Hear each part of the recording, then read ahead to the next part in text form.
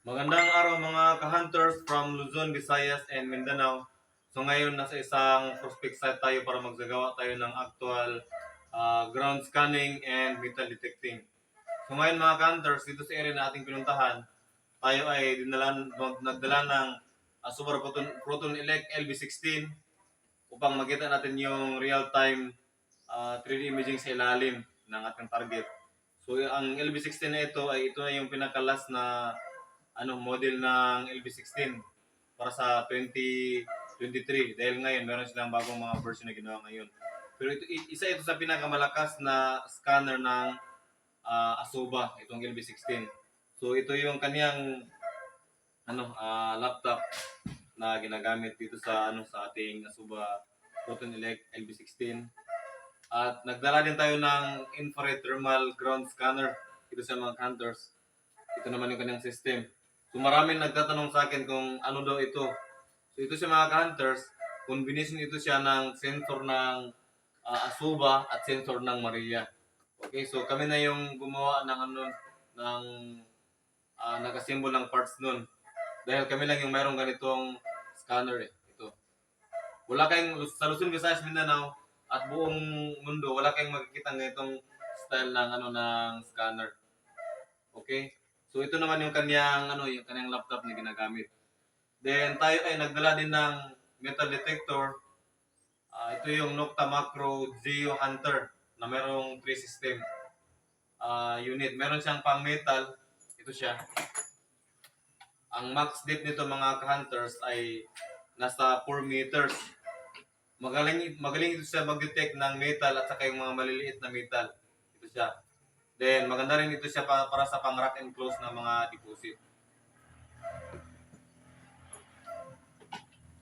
Tapos nagdala din tayo mga hunters ng General Search Squill. So 24 feet mga hunters kayang matamaan ng General Search Squill na ito. Ito siya. Para ma-determine natin talaga kung ano yung nasa ilalim.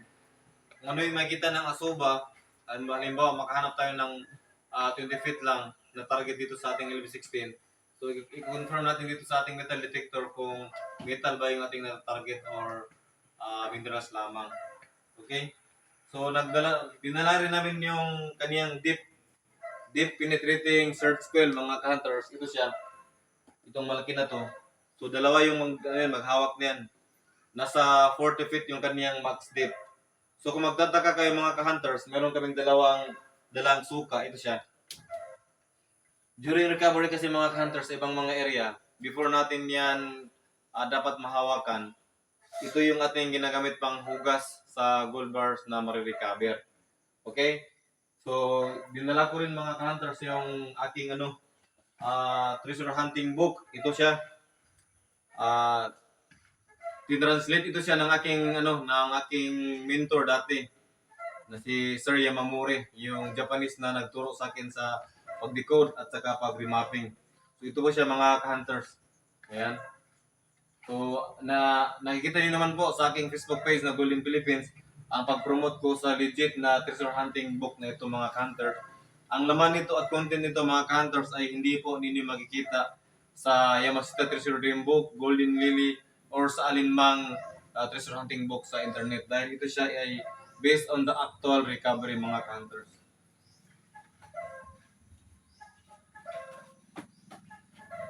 Okay, nga pala mga hunters, babala po sa scammer na si Rodel Bautista.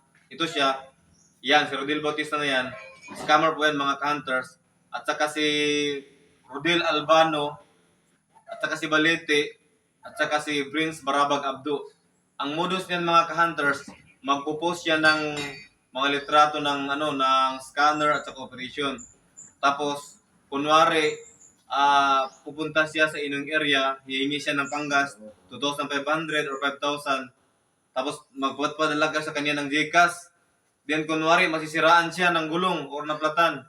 Then hihingi naman siya ng additional na 2,500 or alingmang halaga para pang-ayos ng nasirang sasakyan niya. Pag nagpadala kayo ulit sa kanya, hindi na yan siya makukontak. Automatic i-block na yung number niyo. Ganyan po ang mangyayari sa inyo pag nagipag-communicate kayo kay Prince Barabag Abdo, Rodel Albano, Rodel Bautista at saka kay Balete. Kung saang treasure hunting group na yun sa nagpo-post upang makapang-scam. So hanggang dito lang muna mga ka-hunters. Please don't forget to follow me on my Facebook page, Golden Philippines. Pakipalo na rin po yung aking Facebook page na isa, yung Dayamasita Treasure Hunter. Maraming salamat mga ka-hunters.